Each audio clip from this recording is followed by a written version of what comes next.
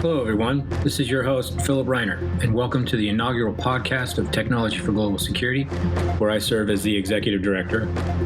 I'm a retired Pentagon civil servant, where I spent almost a decade working in the Office of the Secretary of Defense for Policy, and in my last role in federal service, I was the senior director for South Asia on President Obama's National Security Council staff.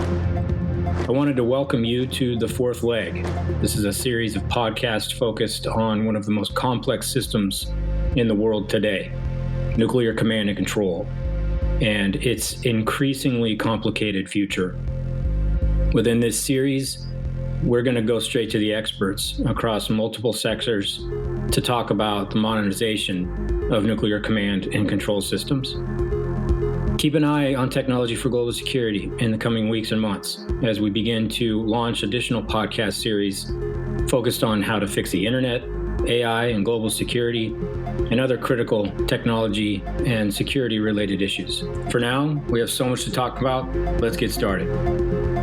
We spoke with James Acton, who holds the Jessica T. Matthews Chair and is co-director of the Nuclear Policy Program at the Carnegie Endowment for International Peace in Washington, D.C. James is a physicist by training, and his current research focus is on the escalation risks of advanced conventional weapons. Many of you will be familiar with his work on entanglement. That work includes a Carnegie edited volume titled Entanglement, Chinese and Russian Perspectives on Non-Nuclear Weapons and Nuclear Risks, and also his similar article in International Security called Escalation Through Entanglement. James, great to have you on the podcast. Thanks for making time to join us. It's been really interesting to go through a wide variety of conversations. And as we come to this conversation with you to have thought about all 9 nuclear weapon states, to thought about technological developments, to have thought about complexity and all the rest of it. And recently having talked with Daryl Press kind of around the changing dynamics that underpin deterrence theory and all of the rest of it. But to be able to talk with you about kind of how entanglement and going down into this, I think a greater level of detail entanglement in terms of NC3, I thought what might be most useful is just to ask up front, for those who maybe haven't read your paper yet, to maybe just walk the listeners through your argument. Give them a sense of how you've laid out how your thinking around entanglement correlates with this NC3 problem set. Sure, happy to do so. I use the term entanglement to describe interactions between the nuclear and non-nuclear domains. And there's many different manifestations of entanglement. A lot of academics, myself included, have thought a lot about non-nuclear threats to nuclear forces. That's something that Daryl Press and Keir Lieber, who you've mentioned, have written a lot about. But when it comes to the nuclear command and control element, there's kind of 2 features here. There is the fact that many command and control assets are dual use. That is, they're used for both nuclear and non-nuclear operations. And those command and control assets are becoming increasingly vulnerable to non-nuclear weapons. So let me be very concrete here. The United States fields early warning satellites. And during the Cold War, those early warning satellites, that was the Defense Support Program satellites back then, really just had one purpose for most of the Cold War, which was detecting an incoming attack with nuclear ballistic missiles.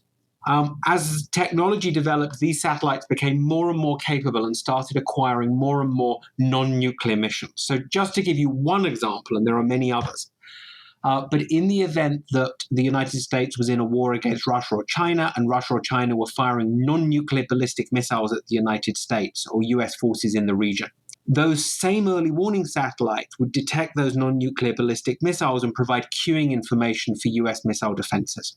And this leads to something that I term an incidental attack, which is to say that Russia or China may have an incentive to attack US early warning satellites, potentially just for the purpose of winning or not losing the conventional war. But that would have the effect of degrading the US nuclear command and control system. These incidental attacks, as I say, kind of put the definition in the abstract. This is where one state attacks another's dual-use command and control assets for the purpose of affecting the conventional fight, but in the process inadvertently degrades the other side's nuclear assets. That can occur with Chinese or Russian attacks on the United States, US attacks on Russia or China. I suspect it can occur in other dyads too, but the US Russian, US Chinese dyads are the ones that I've looked at most. And the fact of the matter, I mean, in our conversation with Daryl, and if you look kind of back at the history of this from the U.S. perspective, that's very much the express intent, looking at what the area access, area denial challenges that they face in the Pacific, for example, the whole front loading of any sort of conventional attack against China, for example, is going to have that sort of implication. So you've laid out the entanglement piece of this and how the conventional bleeds over into the nuclear, but then you talked about the 5 different factors that you see potentially making this even more complicated for NC3. You note that there may be geopolitical winds that lend to this, but then you start diving into some of the tech advancements that are very specifically going to have an impact on how NC3 gets caught up in the entanglement piece. Can you walk us through a little bit of how your thinking went into those 5? Sure. Let me just clarify one thing first on China. Yeah. We know that the US fields a large number of dual-use command and control assets. We have much less visibility on the extent to which Russia or China rely on dual-use assets. I think it's pretty likely both of them use dual-use assets to some extent, but assessing this issue of dual-useness is very, very difficult from unclassified sources. So, I as I said, the evidence on balance suggests to me that both Russia and China do use dual-use assets, but exactly which ones are dual-use, exactly how heavily they rely on these assets, I think is open to significant question. In terms of these developments, let me just kind of run through the 5 kinds of change that I think matter here. The first one is geopolitical. None of this matters. Entanglement, inadvertent escalation, none of this matters in peacetime, right? I don't believe that sitting here in peacetime, we're going to all of a sudden escalate to a nuclear war because of entanglement. Inadvertent escalation is only likely to happen in a crisis and in particular a conflict. So overall geopolitical conditions, what US-Chinese, US-Russian relations are like, clearly has a big influence on the likelihood of us getting into a crisis or war. Secondly is technological developments. To what extent does advances in offensive capabilities in particular undermine the survivability of command and control assets is kind of a second key area. A third key area is doctrine. This is critical because it's not just technology that drives these incidental attacks as I've described them. It's also a doctrinal decision that appears to have been made by all of the United States, Russia, and China, that to try and gain an advantage in a conventional war, they're going to target one another's command and control assets, whether they're dual use or not. And so, the evolution of doctrine is going to be something important. And then finally is 2 categories of risk reduction. To what extent do states want to reduce these risks associated with entanglement, and in particular, this risk associated with incidental attacks? There are ways they could do so unilaterally, which is one, and ways that they could do so on a collective, cooperative basis, which is another. So, in thinking about the extent to which this problem would change, those are kind of the 5 factors that I think are most important. And I want to come back to the risk reduction pieces after maybe talking a little bit about the tech and doctrinal. I think the geopolitical one, as you characterize it there, that's relatively straightforward. I think it goes without saying that I think that's true. The tech piece was one that I was very curious to kind of go into more detail. You've recently written about, I think very astutely written about how hypersonics may not necessarily be the game changer that everybody makes them out to be. You note in the piece, though, one element that jumped out at me, and I was curious if you could help me understand it, was the airborne element of C2, and that being more put at risk with the introduction of scramjet hypersonic technologies. Those are pretty vulnerable platforms to begin with, are they not? Yes. Let's take a step back here and kind of zoom out to the big picture here. When it comes to US, let's focus on US assets for communicating with nuclear forces. To the extent we know this at the unclassified level, there appear to be 3 different layers. This is not a description that I think. This is my characterization. This is not a characterization you're going to find in unclassified documents. The first layer is satellites, which are unquestioned, they provide the highest bandwidth. That's almost certainly the preferred means for communicating with nuclear forces. You then have large ground-based transmitters for aircraft, for submarines. Both of those layers, the satellite layer and the ground-based transmitter layer, are either vulnerable or becoming vulnerable.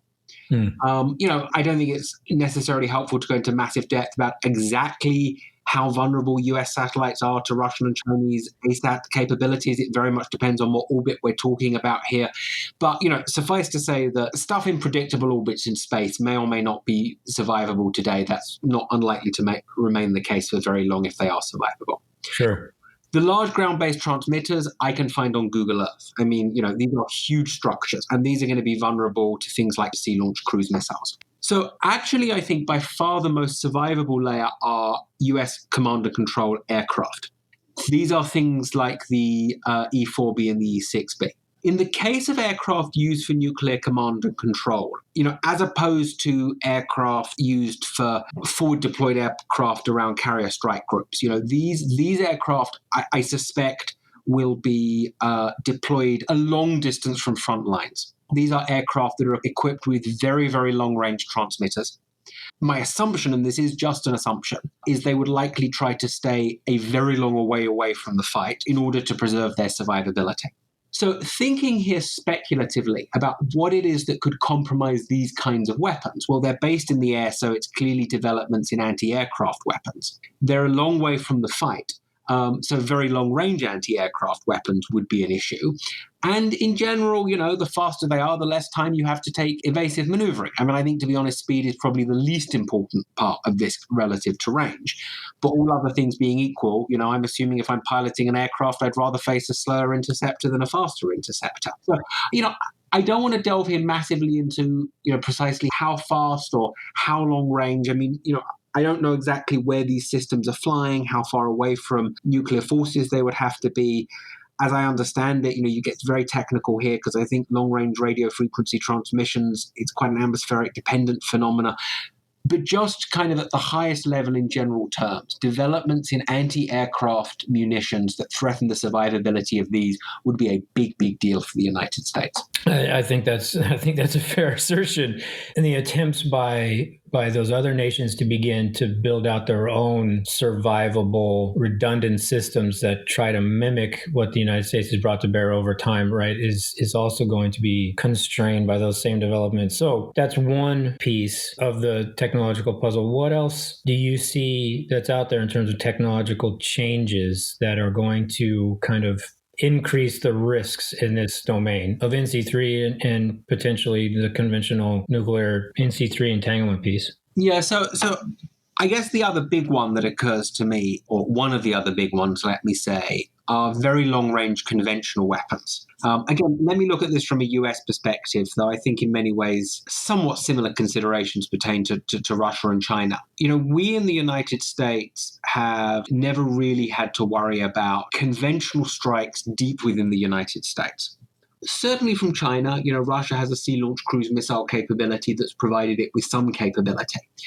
But, again, one runs up against classification barriers here. But my impression is we have a whole load of critical military hardware within the United States that we've never hardened, that would be very, very vulnerable to deep conventional strike. The canonical example of this for me is satellite uplinks and downlinks. Even if our satellites themselves were invulnerable, which they're not, if you can't get data to and from them, they might as well not be there. So, very long-range weapons, and this is the area in which I think hypersonics really could be a game changer. Russian or Chinese hypersonic weapons that could reach very, very deep into the continental United States could destroy these kind of key command and control assets. That would be a big deal. This actually increases entanglement in two different ways. Let me focus, just to be concrete, on the case of conventional ballistic missiles. So, that provides a means for long-range conventional strike. So one effect that very long-range conventional ballistic missiles, imagine, and again, here I'm thinking speculatively about the kind of developments that could happen. Imagine that Russia or China developed long-range conventional sea-launched ballistic missiles, a Chinese or Russian equivalent to what we considered doing back in the Bush administration when we thought about taking nuclear warheads off Trident missiles and putting conventional warheads on instead. One effect of that would be that Russia or China could reach much deeper within the United States and attack key dual-use command and control assets. A second thing would be that it would entangle more of our early warning radars. Right now, only one US early warning radar, the one at Fylingdales in the UK, would be likely to see Russian non-nuclear ballistic missiles. Just because of the range of those missiles, the location of the radars, there's currently only one of these massive US early warning radars that would likely have a role in conventional warfighting. And as I say, that's the one at Fylingdales in the UK. And as a result, it could be subject to incidental attack.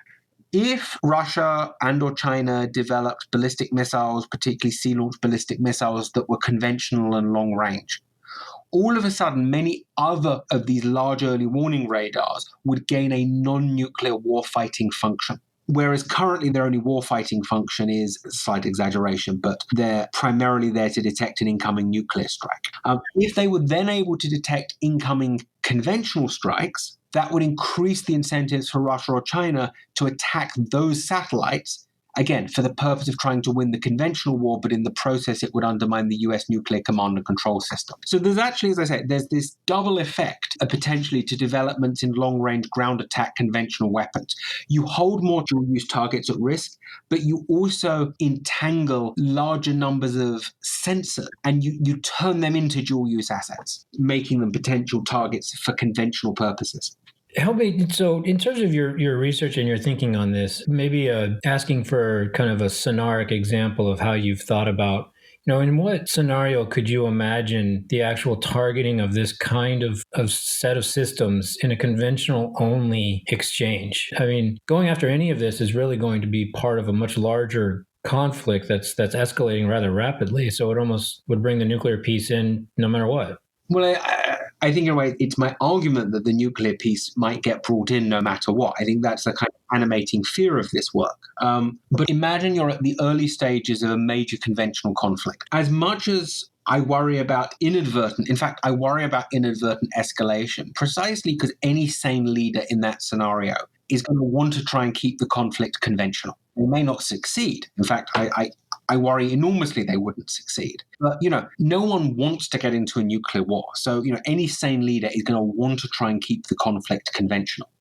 The question for me is, what are the factors that may confound that desire? And one of those is entanglement. So, I've already alluded to this example, but imagine that in a war against Russia, or for that matter, a war against China, US and allied ballistic missile defenses were proving effective in blunting attacks with conventional Russian or Chinese regional range missiles. I'm very, very skeptical about the utility of the homeland defenses. But, some of the shorter range defenses have pretty good, like some of the regional defenses, I'm thinking of THAAD in particular here, have pretty good testing records. So, the idea that those might be proving effective at blunting Russian and Chinese missile attacks, and combined with other US conventional operations, one could imagine a situation in which Russia or China were losing a conventional war and were feeling very frustrated that their conventional ballistic missile arsenals were proving ineffective. In that circumstance, the Russians and Chinese have basically told us that they would consider US early warning assets to be fair game. And they are fair game in many ways. US satellites, as I said, if radars in the future became more entangled, here I'm talking about the big early warning radars. I think it would be entirely rational for Russia or for China to start attacking these assets. I think it's a very interesting question about the extent to which the officers recommending and authorizing those attacks, senior political leadership in those countries, realize that those assets are dual use. There's no question that, within China, for instance, the PLA rocket force is aware of those assets are dual use. But do the people on the conventional side who are worried about fighting the conventional war, do they know the dual useness of those assets? Does the Central Military Commission, is this something that Xi Jinping dwells upon? My guess to many of those questions is no. So this is exactly where the element of inadvertence comes in. This is something that my colleagues Tong Zhao and Li Bin have written about in another publication, but is basically from a Chinese perspective, attacking these dual-use assets is an entirely legitimate, proportionate response to the US blocking their ballistic missiles. The problem is that in the process, they might be degrading the US nuclear command and control system, and that would look very, very different from Washington than it would from Beijing or from Moscow, for that matter. So this idea of incidental attacks, entanglement, inadvertent escalation more generally, all of this are factors that, even if leaders want to try and keep the war conventional, are factors that may confound that desire. I want to give Peter a chance to jump in. James, that all assumes, of course, that one is highly risk averse and seeking to not escalate. But what happens if you're offsetting a desire for ambiguity and, if you like, a free ride in the coercive dimension of nuclear threat by exploiting that perception of vulnerability of the other's communications or early warning assets at the brink? I think the short answer is then we're more likely to get into a nuclear war. I think it's exactly right that states could, in theory, seek to exploit this kind of entanglement for their own advantage. So, one of the arguments you hear US experts make is that China is deliberately entangling its nuclear and non-nuclear forces. By, for example, reportedly using a shared communication infrastructure for nuclear ground-based ballistic missiles and non-nuclear ground-based ballistic missiles. On the grounds that if the United States tries to disable Chinese non-nuclear ballistic missiles by attacking the communication system, it would simultaneously look like it was undermining China's deterrent. My Chinese colleagues I've already mentioned, Li Bin and Tong Zhao, dispute that argument. They argue that China is not deliberately entangling its nuclear forces. But actually, whether or not it's deliberate, it's potentially useful for China. And there are even if China didn't deliberately entangle its nuclear and non-nuclear forces, now it's done so, it realizes the advantages and it may be resistant to disentangling them. I think whether it was a happy accident or a deliberate plan, I certainly don't exclude the possibility that states seek to use entanglement to enhance deterrence. And I think here lies the nub of the problem, that it's essentially axiomatic that what you need to do to deter a war is to increase the risk of everything going wrong if a war takes place. That's the essence of Schelling's threat that leaves something to chance. If we get into a conflict and there are risks of escalation to nuclear weapons that neither of us can control, that is precisely what makes a conflict more unlikely in the first place. Well, that, of course, was the motivation after a series of near misses between the United States and the former Soviet Union to include a clause in various strategic arms treaties to the effect that neither the US or the Soviet Union, now Russia, still binding on Russia, will it interfere with their national technical means, left undefined but understood tacitly to refer to early warning systems. And the key question is whether that includes the communication links. It probably does. And that has arguably served us well, that interstate understanding.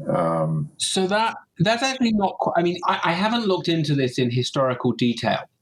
So you may well be right about this. My impression was that was more to enable verification, that starting with the SALT I agreement in 1972, which capped US and Soviet strategic arms, albeit a level above where they were when the agreement was signed, that had no on-site inspection provisions. Everything had to be done through so-called national technical means, which meant particularly spy satellites. So the prohibition against interfering with national technical means was, as I understand it, was primarily motivated at Earth observation satellites in order to enhance the verifiability of treaties, as opposed to more meaning other forms of nuclear command and control asset. Well, I guess it's an interesting issue as to whether that clause included radar and other forms of strategic intelligence, but I think it's pretty clear it did include the satellites. But the problem, of course, is even if it were a constraining factor on nuclear weapons operations, it doesn't include China.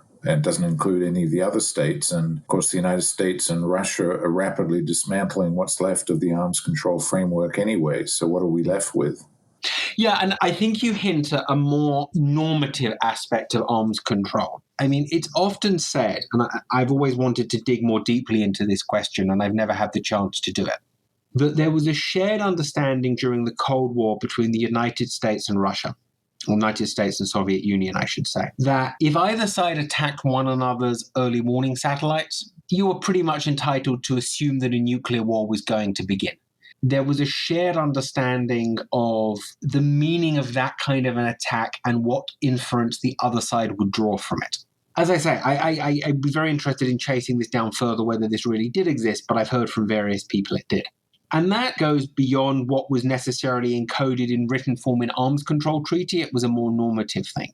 And I think that kind of understanding with Russia, I think, is evaporating. And it was never there with China. And I don't know to what extent it exists between other pairs of nuclear armed states. But for me, that kind of normative arms control, for want of a better term, is precisely the unwritten rules of the road that might just help keep us safe in a conflict.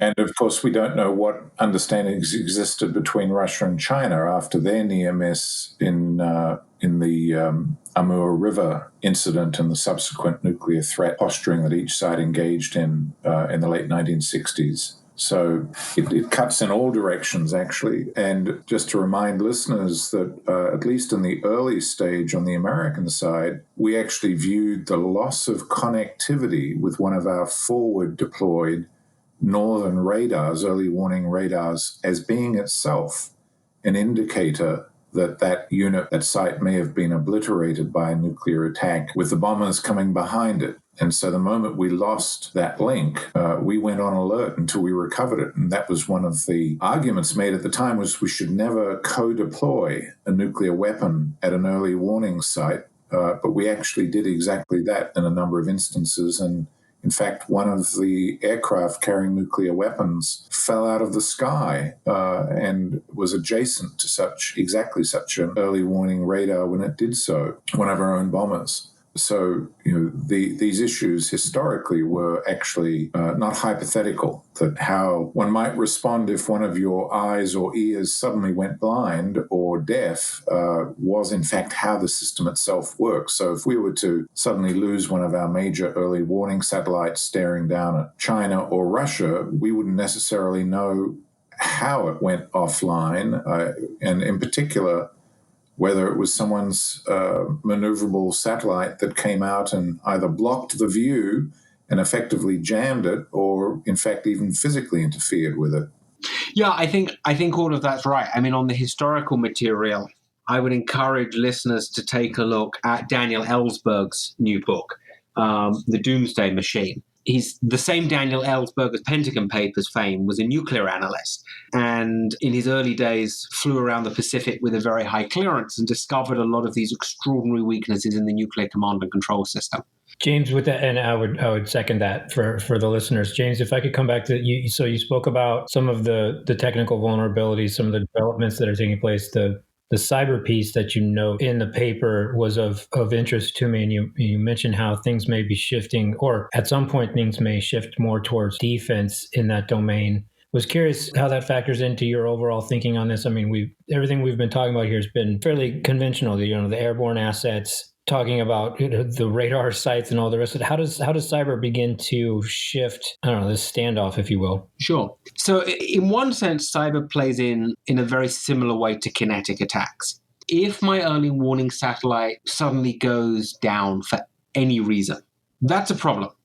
From my perspective, if it's been crippled in a cyber attack, or blown out of the sky with a kinetic anti-satellite weapon, doesn't actually make very much difference to me. So the first thing to say is, at that level, cyber attacks could have a similar effect to kinetic attack. There's some second-order corrections there. You have to ask yourself, is the cyber attack reversible or not? In what time scale is it reversible? Clearly a kinetic attack against a satellite is not going to be reversible, so maybe there's a difference there around the margins. Second point about cyber is, in one critical sense, I think cyber is more destabilizing than kinetic. And that is because cyber surveillance, that's espionage, collecting data using cyber tools, is potentially very, very difficult to distinguish from cyber attack. If I detect malware in IT systems associated with my early warning systems, it can take me a long, long time to work out what that malware does and to convince myself that it's only there for espionage. You've really got to understand an awful lot of the code to convince yourself of that.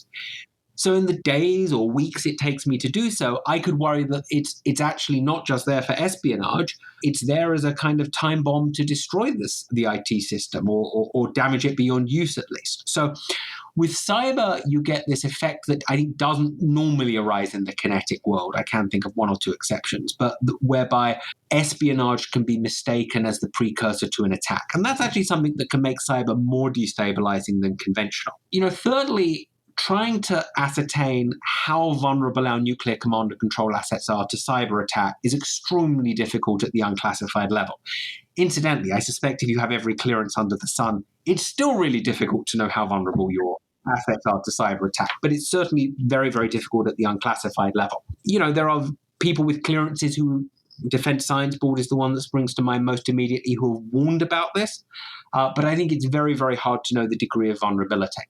In thinking about, is there a technological development that actually could reduce escalation risks?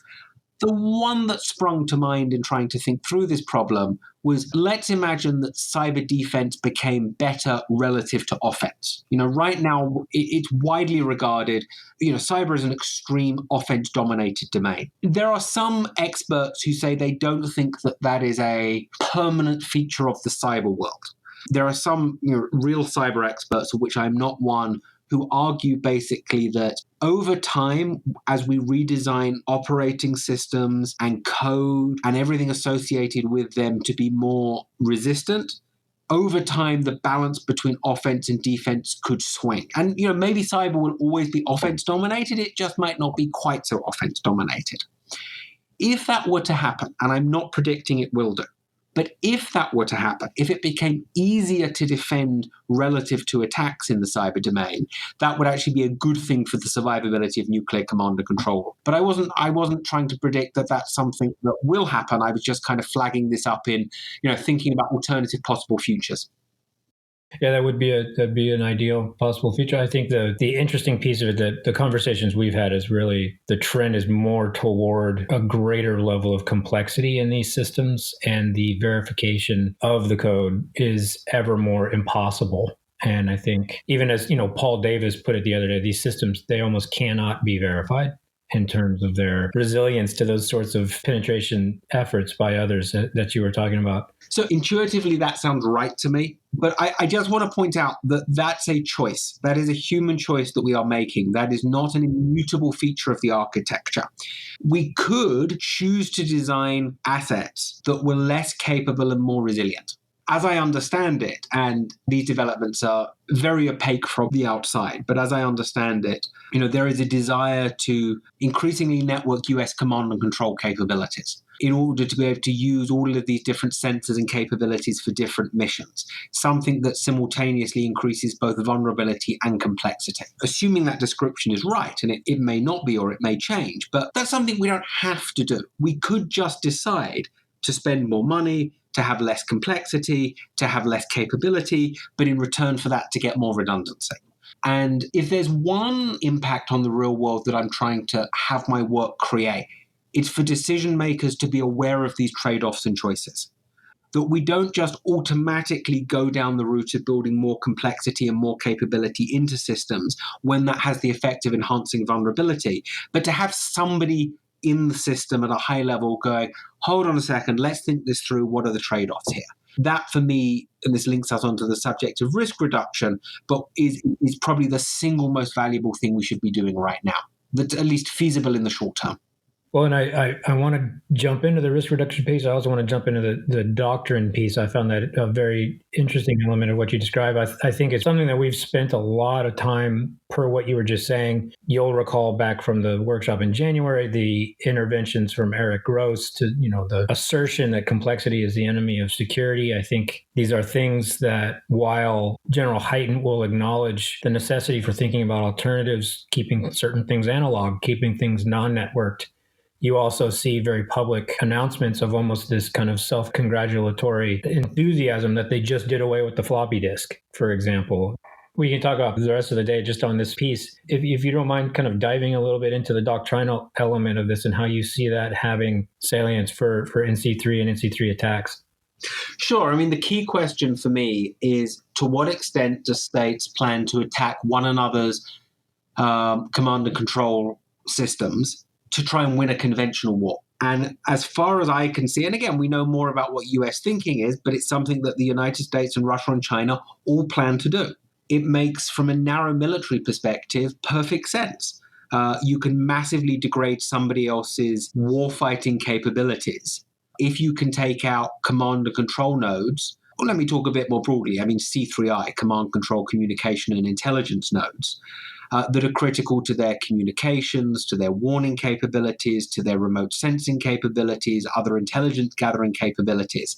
You can really do a lot of damage to somebody's overall capability by focusing on taking out the enabling capabilities. So it's something that, from a narrow military perspective, makes a huge amount of sense. That said, it's a choice. It's not an immutable trajectory.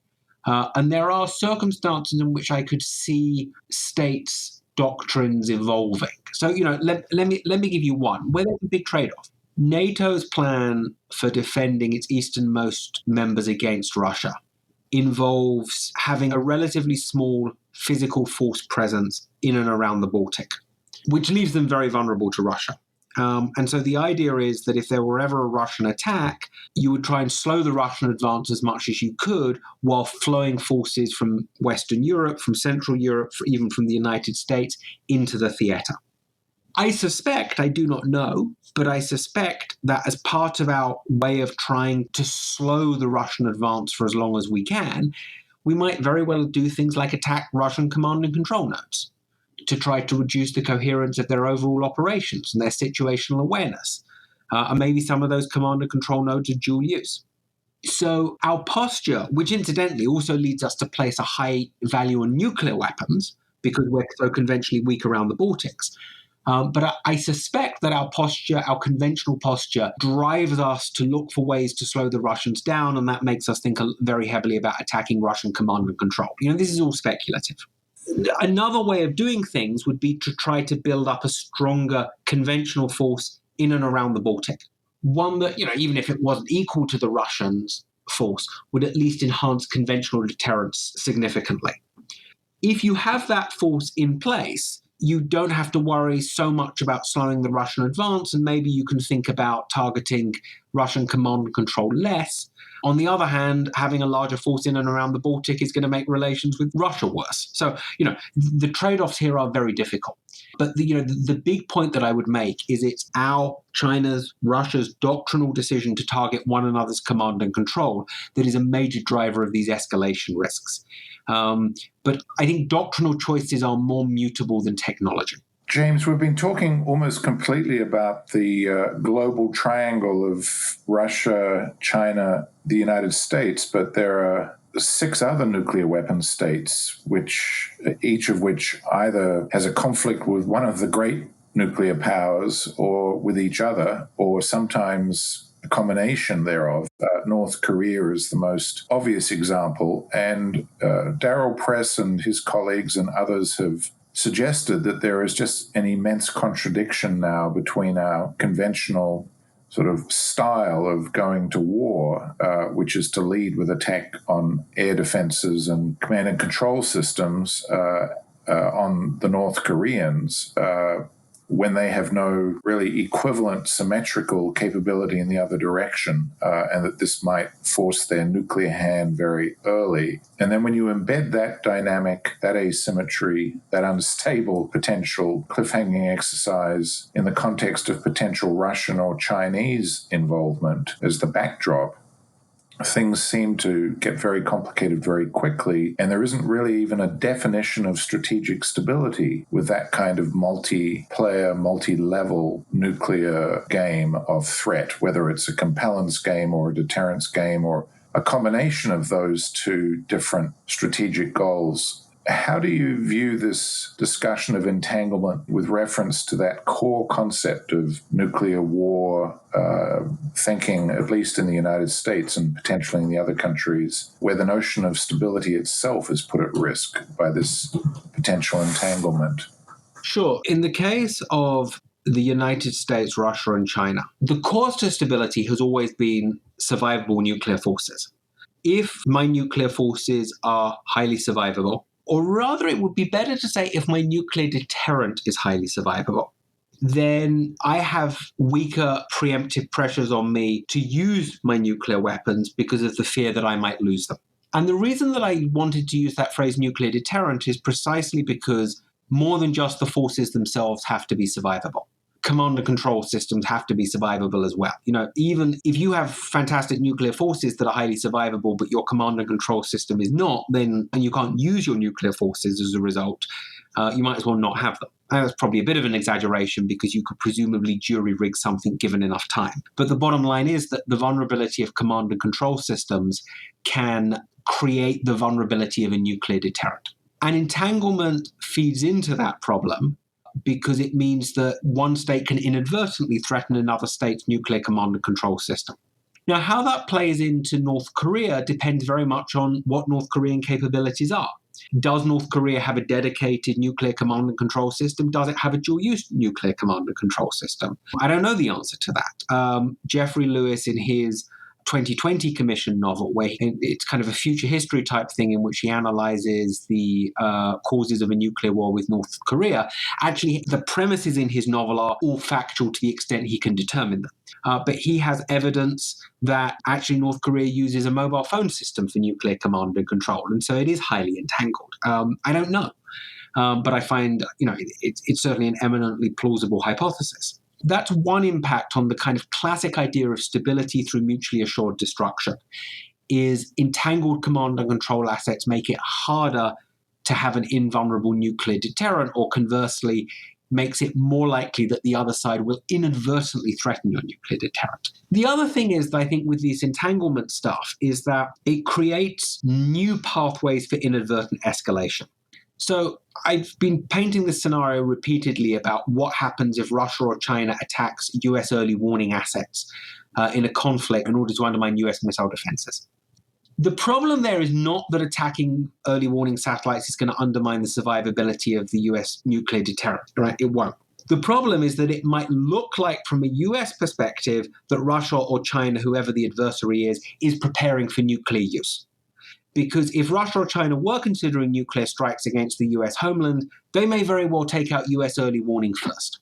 And so that's not crisis instability in the classic sense. That's a new escalation pathway that I call misinterpreted warning, right? There is a warning of something going on here, but the US misinterprets it as preparations for a nuclear strike. And so that's the other effect that entanglement has, is it broadens the pathways, I think, by which an inadvertent nuclear war could occur. And just kind of to add something, I don't have too much. I've only got about 5-10 minutes longer here. So if you want to focus kind of to end on some of the risk reduction pieces, that's probably a good place to go for a bit. So James, in the paper, you begin to map out two different types of risk reduction measures that may impact, as you've started to allude to some others, the conventional force postures and doctrinal developments, maybe shifting away from the intention to go after C3I upfront. What are some of the things that you lay out on the paper, though, in terms of both unilateral and potentially cooperative risk reduction measures that could be taken? Sure. So I place quite a big stress on unilateral risk reduction right now, because given the fairly appalling state of our international politics, it's the low-hanging fruit to the extent that there is any low-hanging fruit right now. To my mind, unilateral risk reduction starts with an awareness of the risks. In and of itself, that's potentially useful.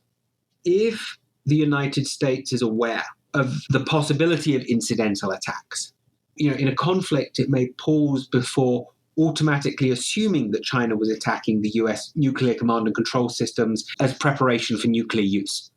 There may at least be a conversation about why China was doing that. Was it to try to gain a conventional warfighting advantage, or was it indeed for nuclear use? In a similar vein, if the United States is aware of the possibility that its attacks on Russia and China could be misinterpreted if they're attacks against dual-use assets, awareness of that possibility may temper targeting policy, could lead to more restraint in a conflict or crisis. So for me, unilateral risk reduction starts with awareness of the risks. And in and of itself, and at the level of war planning or crisis or conflict management, being aware of the risks helps you to mitigate them. You can then think about more ambitious things. What kind of nuclear command and control architecture do we want? Should we try to disentangle? Do we want to focus on enhancing resilience? Like, whatever it is, if you're aware of this possibility of incidental attacks, you're thinking about the best way of dealing with them and balancing them against all your other priorities. There was an assertion in a recent conversation that we hosted, actually, that these are things that can be consciously and intentionally asserted well in advance, and that you begin to actually, maybe it's the United States and Russia, maybe it's the United States and China, you begin to actually talk through what it is that you intend and intend not to do. I agree with you in terms of kind of the poisoned political and or diplomatic state of affairs globally. This starts to get into the cooperative piece that you allude to, that we've recently taken this notion, and you're someone who spends time in this space as well. And the response is, good luck with that. You're not going to get very far with that sort of exchange of information or even beginning a conversation around those issues. My question back, though, is, from where you sit and the people that you work with and the research that you do, where is it potentially possible to get it going if it doesn't happen at that track one diplomat to diplomat level? Where does that conversation potentially begin? How can we engender that? And this is really for the listeners out there. How can folks start to try to get after this a little bit, seeing that it may not happen at that track one level for the relative near term, at least? Sure. So, the only thing I'd say about track one discussions is I find it very hard to be optimistic right now. Yeah. It's also the case that in the summer of 1962, the idea that you would have a hotline arrangement within 2 years is something that would have got you laughed at. And, similarly in whenever it was, like January 1985, the idea that you would have the INF Treaty concluded in 2.5 years and abolishing all medium and intermediate range ground-based cruise and ballistic missiles would have been laughable. So, I on the one hand, you shouldn't be Pollyannish about this and pretend that cooperative risk reduction is going to be easy. On the other hand, one must acknowledge that political circumstances can change very quickly. In the absence of such change, there isn't anywhere to start other than the track two level. And one can, I think, usefully discuss these ideas, discuss in particular incidental attacks, entanglement, inadvertent escalation risks, how each side might interpret and respond to what's going on. I think there's value to doing that. I think there's value to seeding ideas for the track one level. Let me just give one concrete example that I like. A lot of the discourse around space security focuses on low Earth orbit satellites. Those are the satellites that are closest to the Earth. And the reason why we focus on those, I say we, it's not really my area, but is because those are the most vulnerable and they're the most numerous. So, it's natural to think about those. Fortunately, most of the critically important nuclear command and control stuff is not in that orbit. It's in much, much higher orbits, in particular geostationary orbits and something else called a highly elliptical orbit. The details don't matter very much, but what's important is that these satellites are generally much, much higher in the sky. They're harder to shoot down. So from a nuclear command and control perspective, actually the really interesting thing is to focus on the security of satellites in geostationary and highly elliptical orbit rather than low Earth orbit. And those satellites are much less vulnerable today. They're probably vulnerable to an extent, but they're less vulnerable today. So one, for example, could imagine doing something like agreeing to prohibit ASAT testing above a certain altitude. There are numerous difficulties to this proposal. Are you effectively legitimating ASAT testing below that altitude? It's something you don't necessarily want to do. It's relatively easy to write a prohibition against kinetic ASAT testing. What about non-kinetic ASAT testing? What about cyber stuff? What about co-orbital stuff? It's very easy to come up with this basic concept. It's very difficult to flesh it out. But, there's no easy answers here. I think this is the kind of proposal that I think it's worth really trying to get into details at the track two level. And, maybe, just maybe, you manage to find something that's workable that, diplomats then at the track one level can take over from. Peter, did you want to jump in here? The average listener would be forgiven for thinking that we're mimicking St. Augustine, trying to figure out how many nuclear warheads can dance on the top of a needle, or the equivalent in communication systems, early warning, etc. The complexity is bewildering, and one sort of wonders whether the supreme nuclear commanders really pay much attention to these complexities. And so one of the proposals that came out of the first workshop, which you attended, was to create a very assured, secure, thin line, kind of a nuclear hotline between nuclear commanders, where if these kinds of questions came up, they could, with a very high degree of security and reliability, be able to send a pretty basic question like, did you mean to do that, or some such, without really having to wait for all the ponderous official systems to kick into gear. What's your thought about the potential role of, a highly modern, ultra-secure hotline that might support crisis communications between nuclear commanders? I think it's an idea that's definitely worth pursuing. I think it makes a lot of sense in an actual conflict or crisis to have rapid mill-to-mill. I think there's a big question over whether it would be used, but it's worth doing for the possibility that it might be used. One of the problems with hotline agreements is, the United States has a hotline with China. As I understand it, when there have been bilateral crises, the Chinese have not been willing to answer the phone. Now, there's reasons to think that maybe there would be a greater willingness to engage in dialogue on the strict military side as opposed to on the kind of higher political side. But, suffice to say that I think if we're ever, God forbid, in a shooting match with the Russians or Chinese, convincing them or they're convincing us that attacks on dual-use assets are kind of benign and we shouldn't worry about them is going to be a really difficult thing. But I'd much rather have the capability to try to do that than not to have that capability. Doesn't hurt to at least have the ability to communicate with each other at that moment. And I think there's plenty of battlefield level examples of that, whether it be Afghanistan or Iraq. James, I know we've asked for a good chunk of your time this afternoon. Really appreciate you going out of your way to have this conversation with us. I think this was a great kind of deep dive into your thinking on this, and I think it'll be good for all of our listeners to hear you kind of have walked us through it a little bit. I thoroughly enjoyed it. Thank you for having me on. Thanks again, James. As always, thanks to our listeners. We are actually going to be taking a bit of a break, but we will be back with further episodes of The Fourth Leg in a few weeks' time. Thanks to everybody for listening. Look forward to hearing from you. Reach out via Twitter, email. Thanks for listening.